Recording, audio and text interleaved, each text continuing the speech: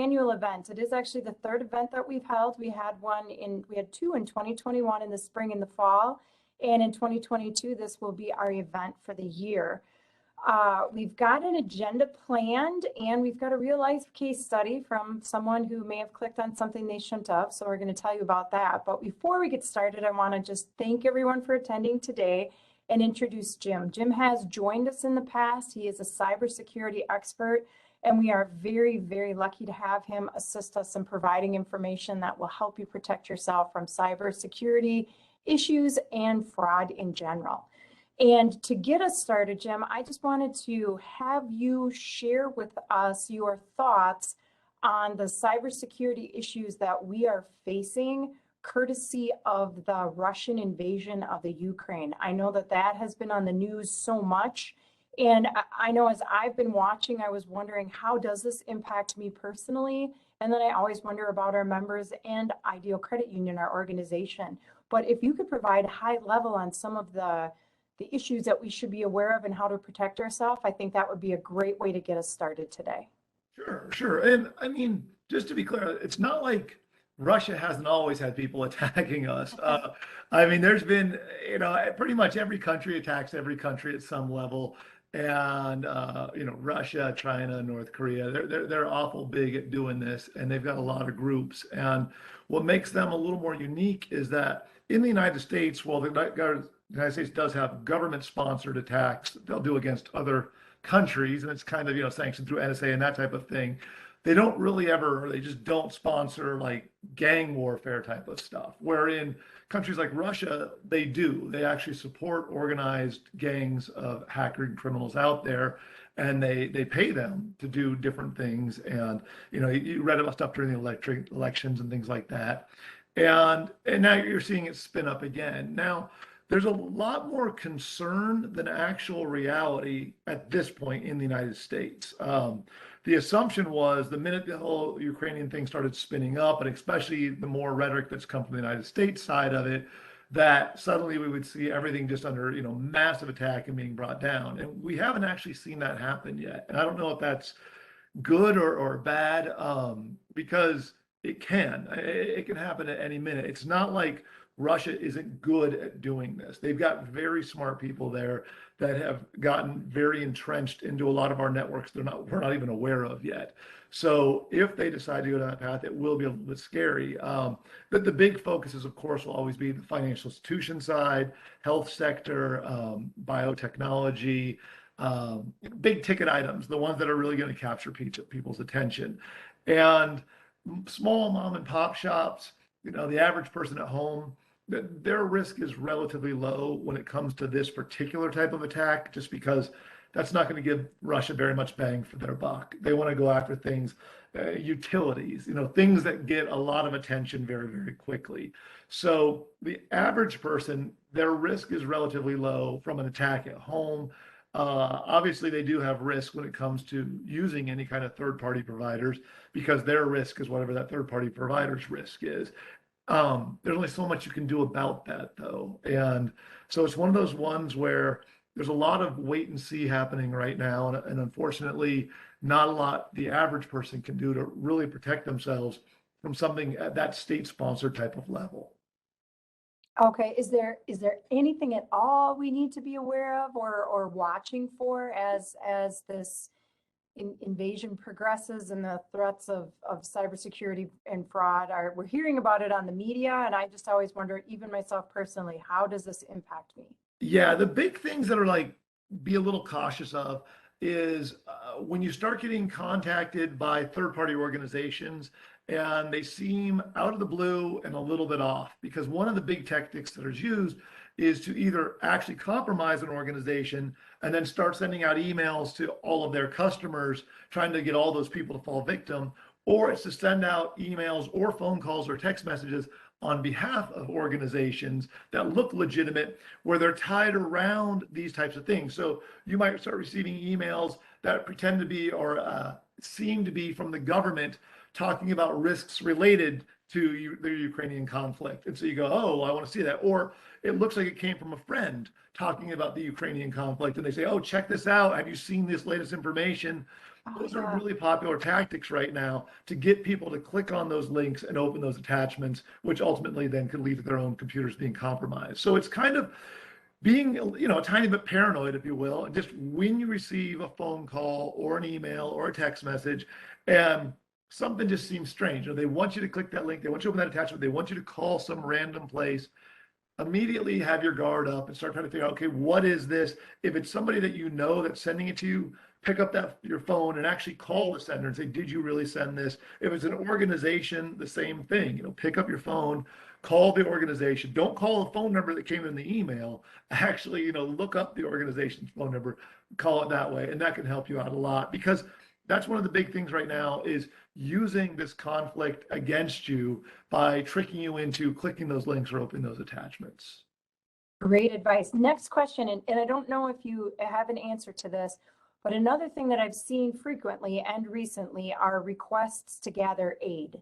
So make a donation here, make a donation there. What kind of advice can you give those of us that want to help while making donations to ensure that our donation goes to the right organization and it's not someone just trying to fraudulently steal from us? Yeah, and those are running rampant right now.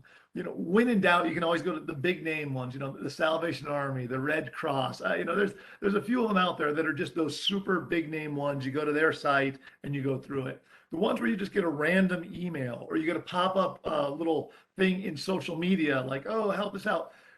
Don't assume just because it popped up on Facebook in an ad that somehow makes it legitimate. As we found during the elections, there's a lot of fraudulent advertising that goes on, and it's very, very easy to do. It's easy to do through Google Ads. It's easy to do. So like you'll go to YouTube and before your video plays, you might see this little 5-second ad, and it's talking about, oh, help these people out in need. There's a lot of fraudulent activity that's associated with those. So do your own research. If you come across one and you go, oh, this one looks interesting, don't just click on that link from the site. Write down the name of the organization and then go research that organization and find out who they are and everything you can about them. And there's a site, and of course, I'm not going to be able to remember its name, but there's actually a site dedicated to outlining every single legitimate not-for-profit organization out there. And it kills me. I can't think of its name. I know, right I can't now. either. But if you go to Google and just type in, how do I know what sites are legitimate or what sites are safe to use for donations? I guarantee you it'll come up pretty quick, and they'll take you over to that, and you can check it out. But yeah, be really cautious, because there's a lot of scams. And the same with the phone calls. If you just get an unsolicited phone call, doesn't matter who they say they're from. Even if they say they're from the Salvation Army or whatever, say, great, tell you what, I'll go ahead and, if you're interested, say, I'll go ahead and call your main line and get connected that way, and then I'll do my donation. Don't just do it from a random call over the phone. And that even goes so far as, even if the phone number shows like Red Cross on your phone, or it says Salvation Army on your phone, it's so easy to spoof a phone number or make a phone number look like whatever you want. I could call you up right now and put any phone number I want onto it. So when you look at your phone, it says whatever phone number I want. So you can't just look at the phone and go, oh, okay, it's okay because it says Salvation Army, it's actually their number, because it still could be a scam. All right, that is great advice. And speaking of spam or scams, I'm going to segue into my personal experience. For those of you that haven't met me yet, my name is Alicia Johnson. I do work at the credit union. I've been here for 12 years. I've worked in the financial services industry for 30 years, and it doesn't matter. Even I fall victim to texts and to messages and to fraud. And what you see up on the screen right now is something that I received. Jim and I talked about this before. This is a real life text I received. It looks to me to be from Verizon. Ironically, this scam artist knew when the Verizon bills were paid, so they just sent something up in hopes of finding a victim. I'm your victim. Yeah. And I responded to this free message that said, December bill is paid. Thanks. Here's a little gift. For those of you that use Verizon, Verizon up, there actually is a gift in there. So I just made a very bad, improper assumption that that was a gift, and I clicked on the link. I did everything we're telling you not to do. So it happens to everyone. To the right, you can see after I clicked on the link and wait, but document. Your point on this one? Oh, pardon me, what? This one, the point, the thing that's really important to remember is you're in this every day. every day. You see other people falling. So you're like super in tune. And that's why I like think people often think I would never fall for this scam. I would never fall for one. And the point is like at any given time, it just sometimes you're sitting there, you're not really thinking about things. You just get this thing pops up on your phone. You're busy thinking about your kid who just got an F in science or something, and it's not your top priority. And you go, oh, I could use a free gift. And you just click and you don't really think it all the way through. And it's not that you're not aware. It's not that you're dumb. It literally is just these types of things. They're real enough. And at just the right moment, if you drop your guard for even a slight second, something like this looks real. So, okay, go on. It does. And what you see on the right-hand side, the left was the text, and then I clicked on the link and completed it. And just here's some more advice while you're completing a link. If there's ever a button you can't unclick, or you can't stop it, or it doesn't let you exit, you know you're in trouble. And exit, turn your phone off, whatever you need to do. I completed the transaction and agreed to pay $4.95 for shipping, which seemed reasonable. Really did seem reasonable. And the next thing you know, as you can see, I was charged $39.95 and $6.95. And actually, you can't see the other part from January 5th. January 5th charges were immediate. Immediately, I was charged by two organizations I didn't recognize, which I thought was odd. So as Jim said, I am in this every day. On January 6th, I looked in and I knew it was fraud. I knew I hadn't approved that. I had no emails that were sent to me showing me what I agreed to. And I contacted immediately our payments department. Our contact center actually contacted the payments department, and we cut up my card and we put a hold and we disputed the process. I went through the same process each of you do, and they did determine that it was fraud, but it was really frustrating and I had to get a new card and I was upset with myself, but I did something else. So we're going to go to the next slide. I also took this Verizon free message and let's see, they're pulling it up. I did a Google search, just like Jim said. I did a Google search, and in my Google search, I found that this was fake. This was a scam. It said, is this real? And Google said, no, it is not real. This is a scam. So I also included that in my dispute, but it just shows you it can happen to anyone. And it seemed very reasonable at the time.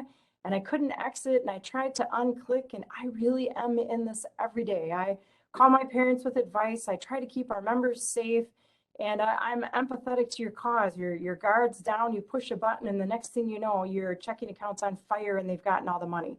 We're here at the credit union to help you. If that happens to you, do not hesitate to call, gather the information you can, and we will work with you to dispute it. Because our debit cards are guaranteed by MasterCard, you have that guarantee. We just need to gather the resources to assist you, but it shows you this can happen to anyone. And as it happens to anyone, it's part of the reason why we offer the cybersecurity sessions and work specifically with Jim. We have a lot of different resources to help you protect yourself and to help you educate yourself. But I just wanted to share this with you. And when Jim and I talked about it, it just became really important. It can happen to anyone. It does happen to anyone. Don't feel bad. Don't feel stupid. I did feel stupid, though. I'm right with you. But this happens all the time. And these things are designed to look so legitimate. You question Verizon questions its validity. It looks so good. So never hesitate if something seems out of the ordinary or a free gift out of the ordinary, too good to be true, to question it. Google it and ask a couple of questions before you decide to take them up on their free offers. So with that, and my big fraud experience. One of the things that you point out, you said you Googled it. And when you say you Googled it, what you mean is you typed in that phone number into Google, right? I did. And if you do that, that's one of the simplest things. Now, remember, they can sometimes spoof the number, but if you type the number in and it pops up on the screen, oftentimes other people have already received this exact same text message and they're already posting on social media and other places. And so just typing the number will often give you enough information to immediately to say, this is a scam, don't go any further. So if you're like about to click something and you're not sure, take that first step and just type it into Google and see what comes up. Now, again, it doesn't guarantee if nothing comes up at all that makes it okay. But oftentimes that'll be all you need to do to find out that it's definitely a scam. And then another point you made that I think is really, really important is once you click the link that it takes you over to the site, whether it be through your phone or whether on your computer. And once you're on the site, they'll do everything they can to force you to stay on that page. So if you try to leave the page, if you try to close it, it just keeps resetting back to it over and over and over. A legitimate organization will not do that, because the last thing a legitimate organization wants to do is make you angry.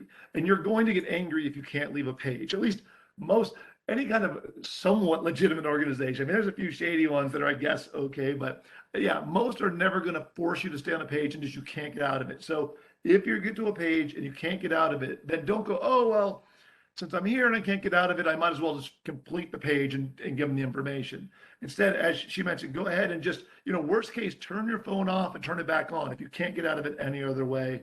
Same with your computer, but don't just get forced into an uncomfortable situation where you're giving up personal information. No, and I Googled the Verizon free mag offering gift, free message offering gift. Is this legit? So, I mean, you can Google anything and everything if you have questions, but always, I know we've led with this message in our last 2 webinars, is if it seems too good to be true. This didn't seem too good to be true, but I know that I've helped members in the past that thought they were getting a $500 piece of jewelry for shipping and handling. That's too good to be true. It is too good to be true. And it happens, but it just, if it doesn't seem right or it seems too good to be true, don't click on the buttons, do a little research first. Yeah. The next thing that we've had some listeners ask about is, how do we protect ourselves? If somebody gets a hold of this information, I know I filed a dispute, but my fear was, well, they've got my contact information. Is there anything that we have to be aware of? Are there other additional steps? How do we protect ourselves? See, and this one's really difficult. So it depends again on what information they have. So now if they just have like your name and your credit card, that one's not too bad, because in that scenario, you'll just go, you obviously contact the financial institution and say, hey, my credit card's been stolen. I need to go ahead and shut it down, get a new number issued. And so you can address that one relatively quick. If they also have your home address, that adds a little bit more to it, because now they have your address. There is still mail fraud that takes place all the time, where they'll literally send you pieces of mail in the mail. Nobody even thinks about that anymore, but they'll send them. A really common scam is sending a pre-approved credit card. So you get this thing in the mail, it says, congratulations, you're pre-approved for a credit card for no interest for a year. Just fill it out and send it in. And you're like, okay. And so it's a really simple scam that criminals do all the time. So if they've already got your name and they've already got your address, sometimes they'll think, well, if you fell victim to one thing, maybe you'll fall victim to something else as well. So they target you, hoping they can keep, getting you over and over again. That scam works even if they've never targeted you before, but it's just one of those ones to be cautious of. Now, it goes to the next level. Let's say that you also gave up your social security number. That's where it just, the wheels come off the cart for sure.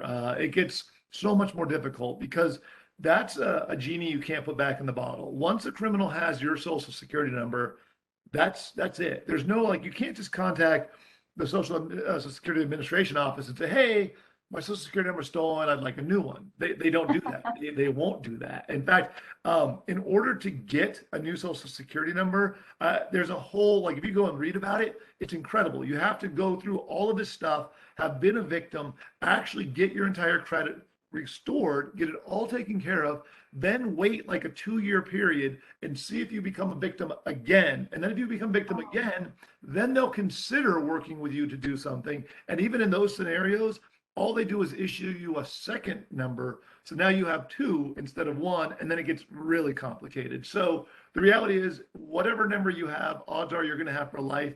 And once a criminal gets a hold of it, your life has just gotten a lot more complicated. And so in that kind of scenario, you're going to need to start monitoring your credit a lot more often. So for example, you can go to credit union, annual credit union report. Yeah, that's it, annualcreditreport.com. They offer 3 credit reports a year. So basically you can get one of each of the big 3 once a year for free. During the pandemic, they were doing unlimited for free. I don't know if that is turned back off or not. I haven't checked, but it was unlimited. So if you've never gone and pulled your own credit report, you really should. And especially since it's free, again, annualcreditreport.com. The government set that up so that it's just made for people to be able to check their credit reports. Pull up your credit report and take a look and see what's in there. I mean, if there's any kind of activity that's happening that you don't recognize, you should jump on it immediately, because most of the time what will happen is if I have your social security number and I have all of your information, I'll go out and maybe open a new loan or a new line of credit or whatever it happens to be. And by the time you find out, isn't until it's gone into collections because I never, of course, paid the bill. So then collectors finally come after you and you go, no, no, no, no, I didn't do that. And by that time, it's a real mess. The earlier you can detect it, the better. So if you're monitoring your credit, that helps you out a lot. We had a registrant ask specifically about some of the services. I think they referenced LifeLock. Is there one in particular or the value that really helps protect you when you sign up for a service like that? So just for full disclosure, I'm a spokesperson for Norton LifeLock, so I guess I'm biased. So I'll say that right up front. I think that credit monitoring services in general are a good idea, but I also think I refer to them very similar to like having a gardener. Like I look and go, hey, I could probably mow my lawn every week and take care of all the shrubs and do all of that stuff. But the reality is I don't have the time and I'm probably not going to do it as often as I should. So I hired a gardener and the gardener takes care of it. Same thing goes on with your own credit. You can monitor your credit yourself. You can jump through all those things. You can put freezes on your own credit. You can do a lot of those things all by yourself. And you can even buy insurance just generally through your home policy to protect you from identity theft and that type of thing. So you can do a lot of these things yourself, but it's a lot of work. And if your identity is stolen, again, you can jump through all the hoops to get it cleaned up. But if you've never done it before, it's just a lot of work and a lot of things that you probably don't want to deal with. On the other hand, you can just pay a third party entity like LifeLock. Holy smokes, that's a tongue twister. And and then you don't have to deal with anything, and they just take care of it all. So I do think that they are a good idea. I think it is something that just makes life a lot easier. And I think what people forget is it's not the little things. It's not, oh, my credit card was stolen. As you mentioned, like credit card number, not that big a deal. You contact your financial institution and they can take care of it. Where it gets really out of control is if somebody steals your identity, let's say they got your social security number, maybe they got your driver's license number, they go out, they get a new driver's license using your information, but their picture, and then they commit a crime, they get arrested, they give the driver's license that's your information, but their picture. Then they, get released and they're supposed to show up for their court date. They don't show up, and now a warrant sworn out for their arrest, and you get arrested and not them. And you would think this has got to be like something out of a movie, but it's actually happened a lot. And I've got to talk to people who have been through this process, and it's horrific because literally they get pulled over for a speeding ticket, and the next thing you know, they're going to jail, and it's just very, very, upsetting. And so that's the kind of stuff that third-party entities like a LifeLock or any of those actually help you with. So it's not just the simple things of my credit card number was stolen. It's really complicated things they also help with. And that's why I kind of think they're a good service. Oh, that's great information. And just so our listeners know, I realize that Jim is a sponsor, but that was the exact question that was asked on LifeLock. So thank you for sharing that information. And this wasn't a play-in commercial, but No, and I don't get a dime from them for that. I'm just on their infomercials. I don't make any side money. I believe in it. That's the only reason I even agreed to do the infomercials is it actually does help people, and I get to meet a lot of the people that were victims that they helped. So it's pretty interesting. that is great. Thank you. Well, we're going to transition to detecting malicious websites. We're talking maliciousness. Help us detect these malicious websites, what to avoid, and how to protect ourselves. Sure. So the first thing is, we talked a lot about doing Google searches. When you do a Google search, there's two types of information that are displayed. There's the information that's kind of in the middle of the page, and then there's the Google ads. If you look at the very top of the page, there's always some sort of ads. And on the right-hand side, there's always ads. And on the very bottom, there's also ads. And they're identified. It'll say like advertisement underneath each one. But people have this idea that if it's being displayed through Google, that makes it somewhat legitimate because why would Google be placing, showing you ads for malicious content? And the reality is they do show ads for malicious content all the time. Criminals can buy ads just using a stolen credit card, place any ad they want, the ads show up, and they can last anywhere from hours to days before they're discovered to be malicious and taken back down. And hours to days, that's like dog years in criminal time. I mean, you can think how many people search for big ticket items, like just thousands of searches are coming up in a few hours for certain types of topics, especially things that are really popular right now. During the holidays, it'd be things like Xbox deals or any kind of deals, or if there's a celebrity that's trending, they put in that name and they put in ads or whatever it happens to be to get people to click on those. When you click on them, that takes you over to malicious sites. Now, the malicious sites, people have this idea that, well, if I go to a malicious website, once I'm there, I'm not going to choose to install anything, so therefore I'll be okay. I'm not going to, click the little install button, hit next, next, next, and put them on my computer. I wouldn't do that. But what people don't realize is oftentimes the vulnerability isn't you installing something manually. It's literally just hitting the website. So, for example, Google Chrome. Google Chrome is an extremely popular web browser. There's like Safari, there's Google Chrome, there's Edge, these big web browsers. Google Chrome has had in the past year like 15 or 16 zero-day vulnerabilities that have come out against them. And a zero-day vulnerability means a vulnerability has been discovered in the web browser that is actively being exploited by criminals, and there's no patch available. Which means if you literally browse to the website and it's a malicious website, that website can then install malware on your computer through the browser. You won't see it happening and you can't stop it from happening because there's no patch available. And that's where it gets really, really hard, is because the more you browse around, the more risk you have of coming across these sites. Now, again, if you're not clicking on ads, your risk is reduced a lot because Google is really good at filtering out the actual search engine content. So if you search for, an Xbox, I think that is the example before, you search for Xbox deals. If you don't select the ad stuff, but if you just select the actual content in the middle of actual useful links, those links will go to legitimate sites most of the time. Now, not 100% of the time. Criminals are always finding new ways to try to, get in there. But Google's pretty good at filtering out stuff that is not right and that's not supposed to be there. So if you're using the middle content, you're generally going to be okay. Stay away from the ads to get there.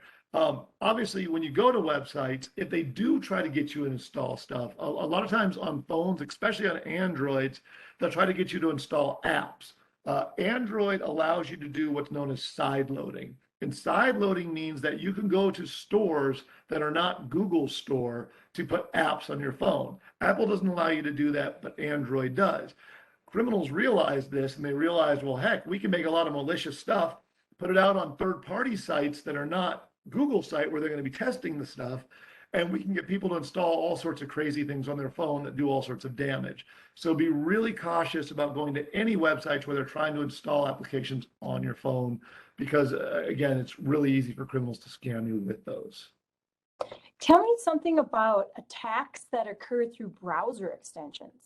Oh, yeah. So browser extensions are things that I will bet every person right now attending has in their web browsers and probably doesn't know they have them. So if you're using Google Chrome, and I think Safari is very similar, and so is Edge, in the top right-hand corner of your web browser, there's like the three little lines or the three little dots, whatever they happen to be to get in settings. If you click on that and you scroll down, and most of the time it'll be in like more tools or something like that, or sometimes it's right there on the screen.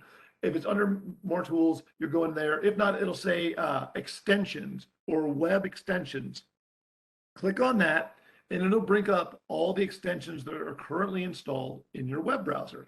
And I promise you, there are some installed and you have no idea they're there. So when you look at them, you're going to go, okay, well, what are these? Now, some might be obvious. They might be like, if you do WebEx, it might be like a WebEx extension for you to have WebEx running in your browser. And so you go, okay, well, I guess I trust them, so that they're all right that they're there.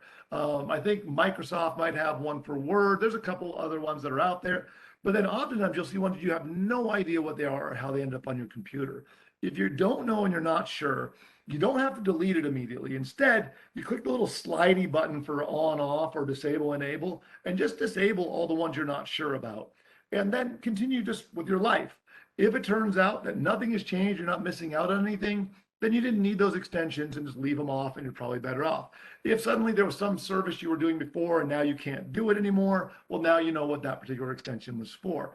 Extensions are a problem because criminals often trick people into putting these on their computer and they don't, again, realize they're putting them in. And there's a lot of ways they can do that. They can do it through websites. They can do it through third-party software that you're installing. There's a lot of ways. And once they're on your computer, they actually start manipulating your browsing experience. They can start shoving ads into every page you go to. They can monitor everything that you see. They can change data that's being shown on your screen. It's basically what's known as a man in the middle attack. They're in the middle of your browsing experience and they can do whatever they want to your browsing experience. So they're extremely dangerous. I recommend people just don't use extensions unless they absolutely know it's coming from a very, very strong, valid company that's been around a long time, because there are so many risks associated with extensions. And even worse than that, you can install a legitimate extension, and then over time, that legitimate extension can become malicious. And there was one called the Great Extender, and that was designed to disable tabs so they wouldn't eat memory on your computer when you weren't using them. And a lot of people had it. Or the Great Suspender is what it was. And then one day, some third-party company bought it. And it was some company, I believe it was in China, bought this thing from whoever had made it for a lot of money, and then immediately pushed out an update that was malicious and pushed malware in everybody's computer. So you had a legitimate one, and all of a sudden it became very, very malicious. And eventually it was detected and it was automatically taken down. But the problem is you just don't know. You don't generally know who made it. You don't know who owns it. And you don't know how long it's going to stay legitimate. So really do your best to avoid web extensions. How about cookies? I think something has changed with cookies. Is it bad to, I mean, I feel like every time I turn around, I'm being asked to accept someone's cookies. So Yeah. what has changed So and what should I be aware of?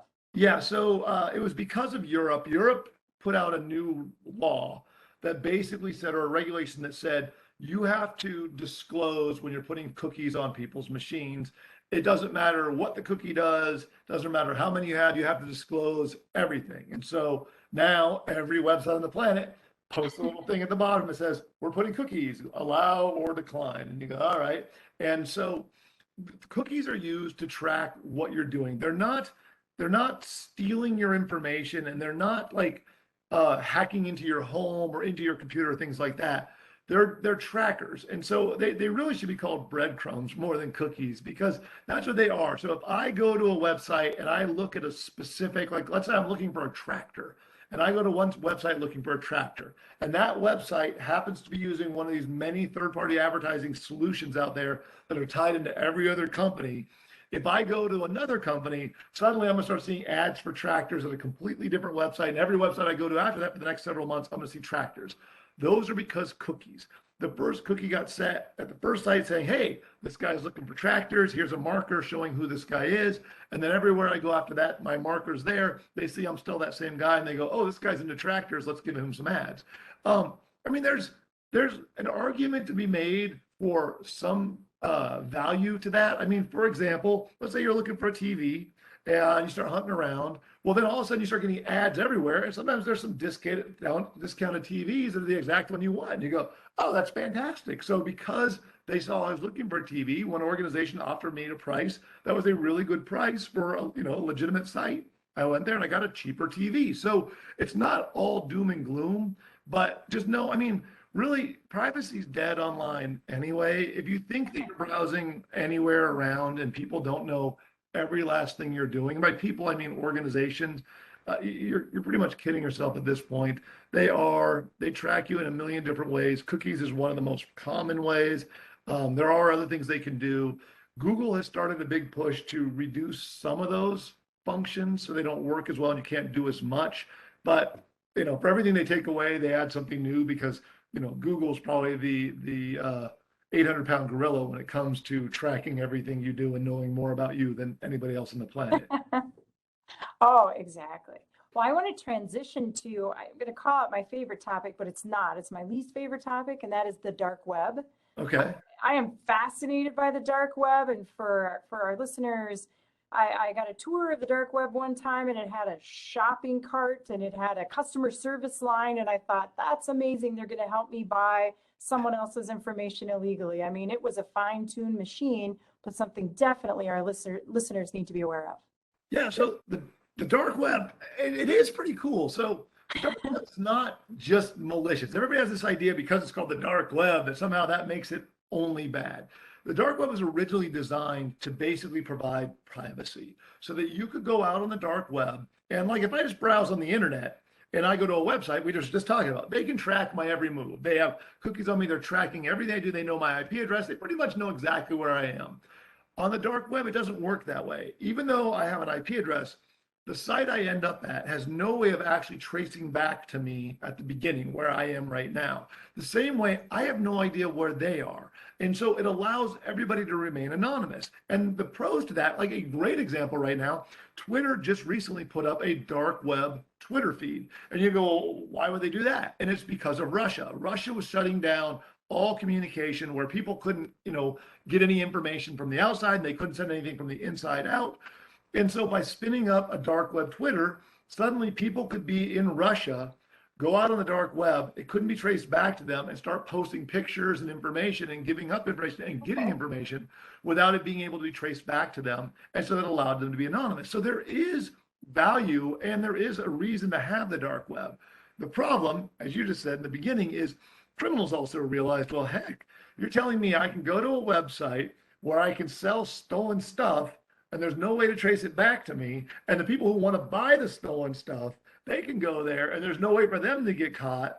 This sounds like a match made in heaven. And so they started spinning up sites, and the sites spin up and they look, it's like going to Amazon. There's literally sites designed to sell whatever you want. So a site will go up and it'll have basically booths, if you will. And criminals can go in, set up their booth, and in their booth, like one criminal might be selling identities. So here's names, social security numbers, all the things you'd want to have somebody's identity. Somebody else might be selling guns, somebody else is selling drugs, somebody else is selling, hitmen. There's like anything you could imagine is for sale through the dark web. And there's not just like, just one dark website. There's tons.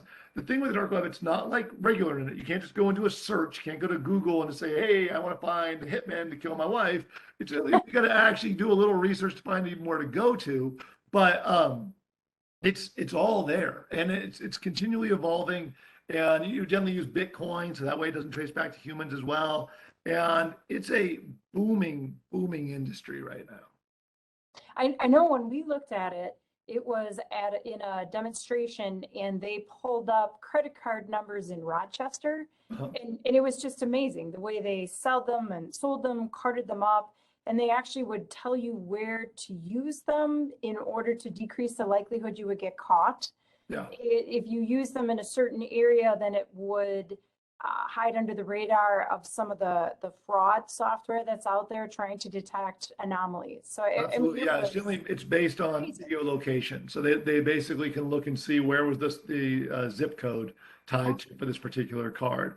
And yeah, I mean, it's nowadays everybody that wants to commit fraud knows how to commit fraud. I mean, it's not like it's rocket science to begin with, but if you have any question at all, just jump over to YouTube and there's videos that are just like how-tos on committing fraud. And yesterday I just learned that there's new scam rap where rappers now rap how to commit scams through rapping, which is kind of cool in a wacky sort of way. I mean, I kind of was like, wow, at least it was something different. But yeah, I mean, it's just, there's no longer this like, to be a criminal, you have to study and work hard and, master your craft. You can just watch a few YouTube videos and you know how to do what you need to do. Man, I had no idea there were YouTube videos for absolutely everything. That is everything. Yeah. That is just crazy.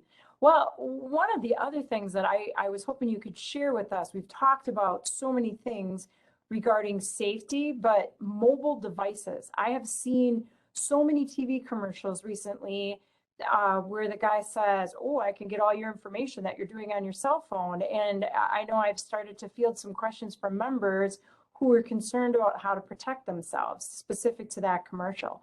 What is some good advice and what do we need to do with our phones in order to protect ourselves from being hacked or someone getting a hold of our information?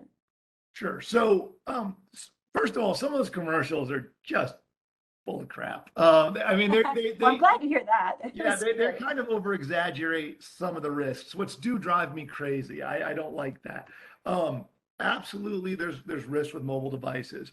The vast majority of that risk comes from people installing malicious apps. So you go to Google and you want to download an app that allows you to play a game, or it's a new calendar app, or I don't know, whatever it happens to be. When they install the app, it asks for all these permissions, and people just go, Yes, yes, yes, yes, yes, yes, yes. Don't even really think about it. But maybe that, like if you installed like a new app that's teaching you how to better train your dog, but that app is asking for access to all of your photos and all of your contacts and, email access and all these things, you got to ask yourself, why? Why would it need all of that access? Um, because even legitimate sites like Apple and Google still end up having hundreds, if not thousands per year of malicious apps that end up on their sites that people download that then are discovered later were malicious and were pulling stuff off of their phones. So that's the number one thing is just be very, very cautious about installing apps on your phone.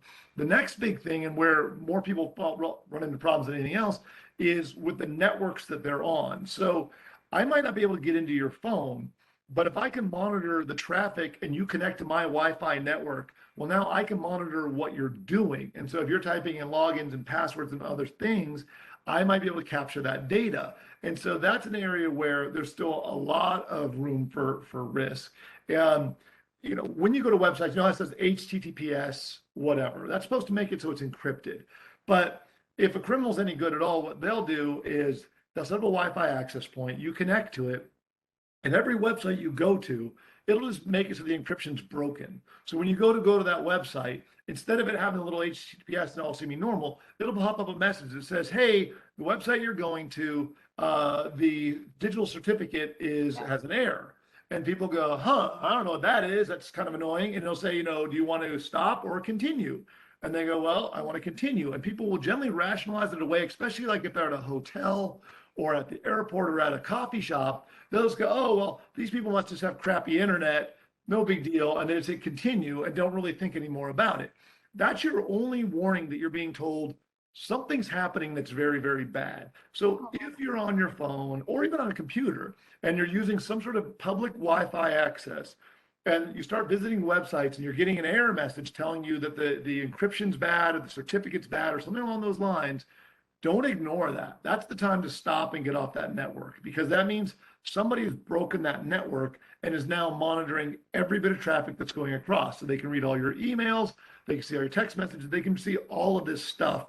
And it's very, very easy to do. And it's one of the reasons, like, you've probably seen ads for private VPNs, these personal VPNs that you can install on mobile devices or on your home PCs. Personal VPNs were designed specifically to thwart that type of an attack. So if you have a personal VPN, even if that organization that you connected to's network, their Wi-Fi access point was hacked, you would still be okay, because now the personal VPN is encrypting the data on your computer before it even goes across the network, and then it releases it on the other side, somewhere out further on the internet, way past your hop. It then decrypts it and passes it along to the legitimate site. So it's impossible for the criminal in the middle to both break any encryption that's going on or to even get involved in it or see anything. So I think, most antivirus provides the ability to have personal VPNs now. If you're not taking advantage of it, you should. It really doesn't change the speed of your traffic nowadays. Things are so fast, you won't even notice it, but it does increase your security a lot.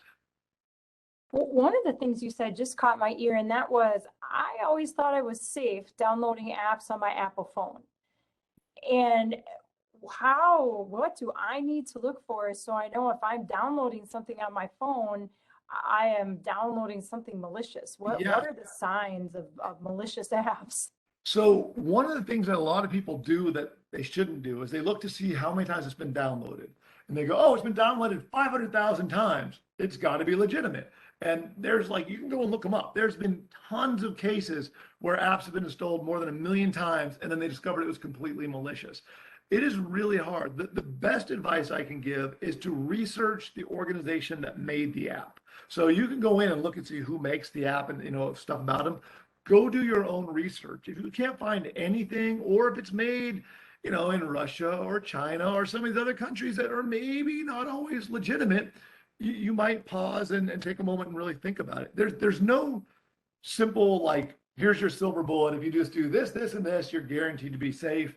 But you should at least, try to put those layers in of do your own research on it to see what it is. Really pay attention to the permissions, because the permissions are your biggest threat with apps. It's not always. Sometimes apps can do really bad stuff even without the permissions. But most of the time, the more permissions you're giving, the more risk you have. Interesting. One of the other hot topics right now, we've talked about it before, but from my perspective, it seems like work from home is here to stay. Yeah. And with work from home here to stay, whether it's part in the office, part out, hybrid, what advice do you have to people that are working from home that need to protect their information and their environment? Sure. The number one thing is, first of all, get your kids off of your computer, for sure. And by kids, I mean pretty much teenagers down, maybe even early 20s. Like I love my kids, but my kids are ding dongs. Like they'll click everything, ding, ding, ding. It doesn't matter what they click. So my wife and I, we give them what we refer to as beater computers, and they're their own computers. Nothing too fancy, but they can do the work they need to do. We put them on their own network. You know, nowadays when you got Wi-Fi for your house, most new Wi-Fi devices give you a guest network, so you can set it up for your home, and then you have a guest network that I guess it's supposed to be for like when friends come over. Yeah, I put my kids on the guest network, so they're completely separated off from anything to do with our computers on our side and anything that's going on. So they can be morons, they can click away, they can do all the idiot things they do. And even if their computers get compromised, I don't care because they're not doing online banking, they're not submitting social security numbers, they're not doing anything that's at risk. They're just being knuckleheads playing games and doing dopey stuff. I'm okay with that. So I keep them separate. On my computer, I keep my computer as secure as I can and keep that stuff away. Then, you know, beyond that, you have to, you know, be a little bit paranoid because with people moving to working from home, criminals really wrapped up the phishing attacks because they realized, well, heck, if I can get into your computer at home, you're going to have less cybersecurity on your home network. You're not going to have intrusion detection and firewalls and all the really cool stuff that's at a corporate network.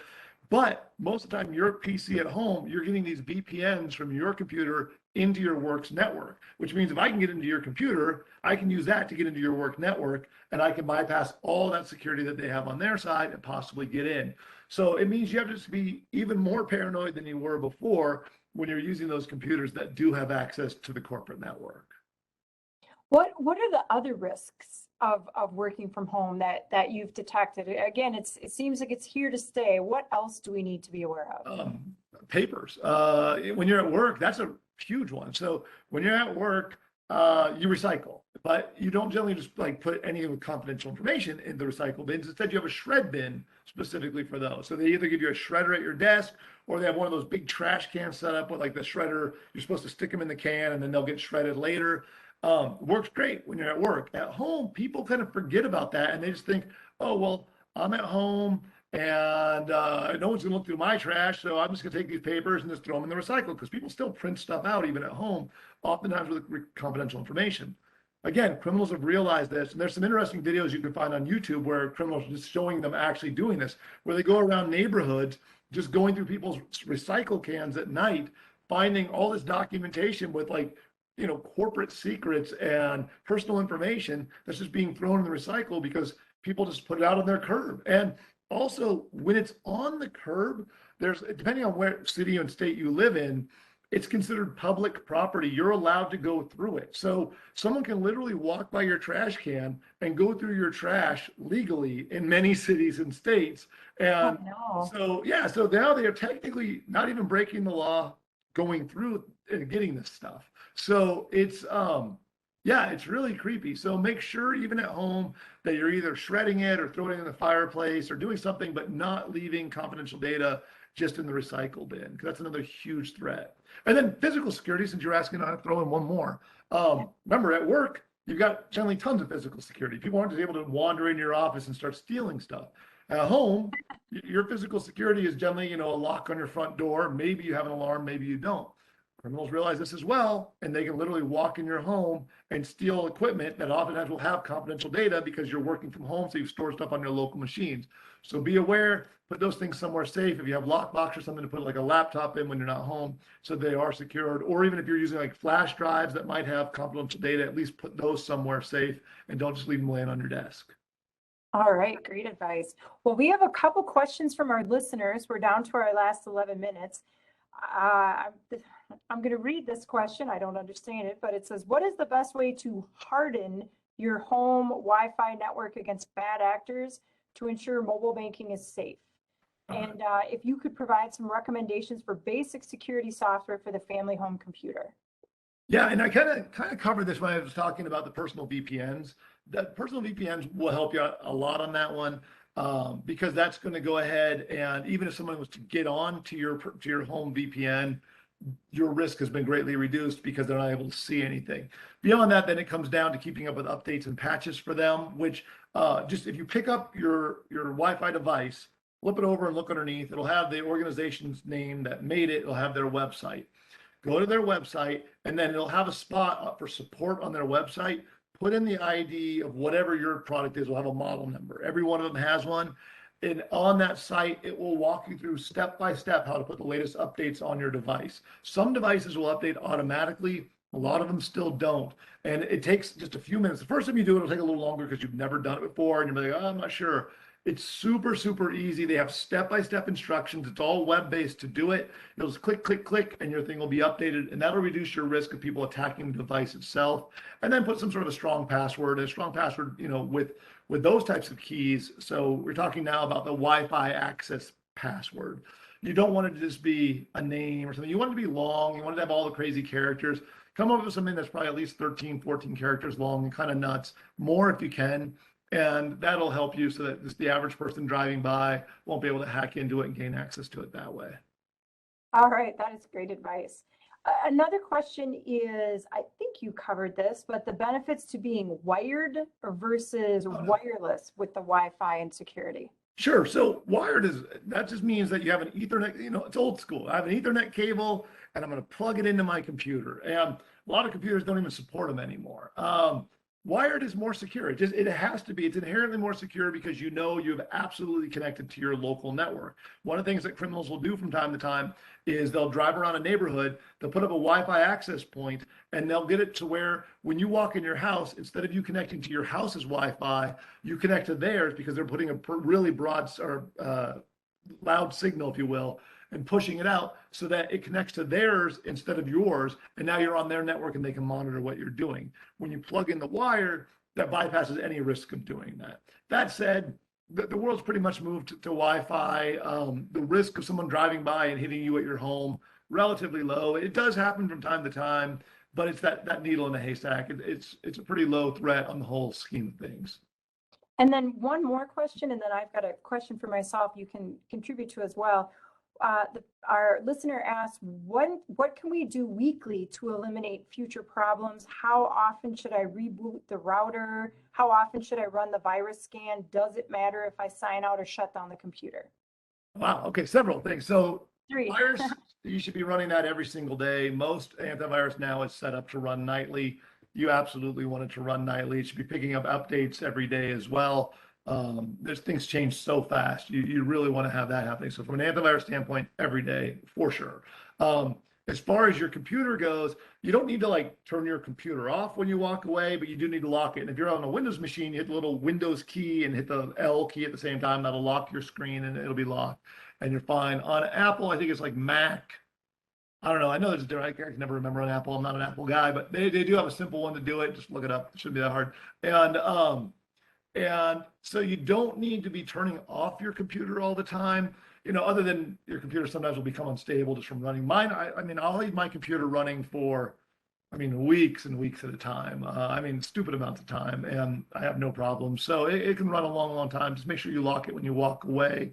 Your router, I reboot my router whenever my router starts acting bad. There's no real time frame. I'm with Cox Cable in San Diego. That's my routing company. I noticed they seem to go funky every couple weeks. All of a sudden, my internet will get really, really slow. I walk in, I pull the plug it back in, and magically repairs itself. Other than that, my last company I was with before that, I maybe had to do that once every 6 months. So if you notice your internet's running slow, that's probably the first thing I would do is unplug your router and plug it back in and see if that solves your problem. Well, and I can share, I have Comcast here in Minnesota, and that's before you call them with any questions, the first thing you want to do is turn it off, unplug it, count to 10, plug it back in, and then call them, because that's the question they will ask you. Did you unplug it? Yeah, that's the magic fix. Everything gets better after that. Well, the last questions that I wanted to share or provide an answer to is it was a question to me, to the credit union, and this member was asking about the safety of their accounts and their transactions. One of the things that I failed to do today when I introduced Jim was, Jim is often touted as a bank robber. And the reason he's touted as a bank robber is he has worked with organizations to try to hack into those banks. And that's what we do at the credit unions and banks and financials. We hire hackers.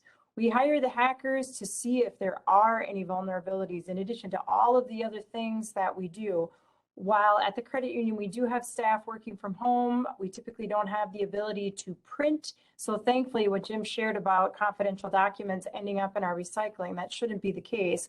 We don't have the ability to print. We do have a different way of logging in to protect your information when it's in our offices. And again, just the advice you provided at the very beginning, my work computer is my work computer. My daughter doesn't get to access my work computer. So we do everything we can at the credit union to try to keep your information, your private information private, but also to try to keep you safe. Our IS department is absolutely amazing with what they're constantly doing. They're also training us to not open bad emails that we receive and to not download something inadvertently. So that there's a lot of training that goes on. There's a lot of testing that goes on. There's actually some attempted hacking that goes on. All of the things that we do in our organization to keep our organization safe. But just sharing a little bit about what we do at Ideal Credit Union. What else, Jim, when you're not helping us with cybersecurity webinars, what are you doing out in the marketplace to help keep our information safe and to help organizations like Ideal keep the money, our members' money, safe in the organization? I mean, I'm tied in with education pretty heavily. So my organization does a lot for the education side, provide education to financial institutions. We provide education to members. It's a big focus. And it's just because through the years, I spent a lot of time breaking into stuff, hacking into things. And what I found was, organizations would say, hey, can you go and rob us and steal this stuff? And I would say, okay. And I'd go and steal it all. And then I'd show them how I did it.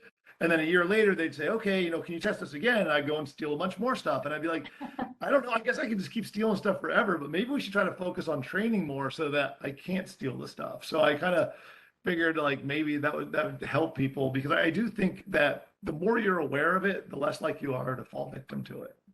Oh, exactly. In our partnership on our screen right now, you can see our member resources. We partnered with Jim not only to do our annual webinars, but also he has a blog. He has a cybersecurity weekly newsletter that is produced by them that you can sign up for on our website. And we've got that, you can see the cybersecurity feed and the weekly email. You sign up for that newsletter and they will send the information. And it's specifically designed just to make you aware. Sometimes they're crazy emails with the crazy things that are going on. Sometimes it's just information you need to be aware of to protect yourself. We've talked about, there's a lot of terminology, spoofing, spamming, phishing, all this stuff that's happening every single day. And the more you know, the better you can protect yourself. And this partnership has just been really valuable for us to partner with Jim, who's the expert, and then provide what he has uncovered to each of you to keep you safe or to try to help you keep yourself safe and share the information as much as possible.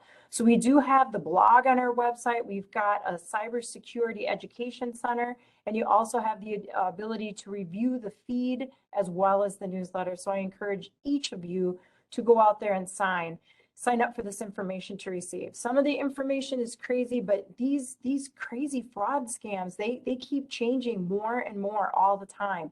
They're texting. Yeah. Last time we talked about somebody was trying to copy the ideal texts and try to scam. So people are out there every single day trying to scam you. And when they scam you, they change their scams. They're smart people, very, very smart people.